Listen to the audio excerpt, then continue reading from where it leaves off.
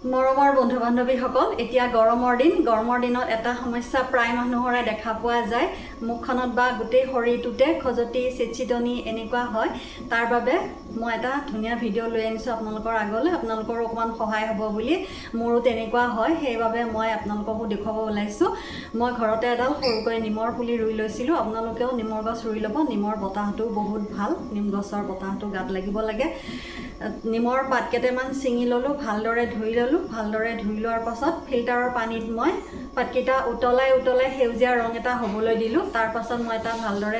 ভাল চাফা বটল এটাত পানীখিনি ঠাণ্ডা হোৱাৰ পিছত ভৰাই ৰাখিলোঁ ভৰাই ফ্ৰিজত মই এসপ্তাহৰ কাৰণে ৰাখি থৈ দিওঁ সেই পানীখিনিৰে মই সদায় মুখখন গা ধুই অহাৰ পাছত মুখখন চাফা কৰি অহাৰ পাছত পানীখিনিৰে মুখখন ধুওঁ আপোনালোকেও এইদৰে ব্যৱহাৰ কৰিব যদি আপোনালোকৰ তেনেকুৱা সমস্যা কিবা আছে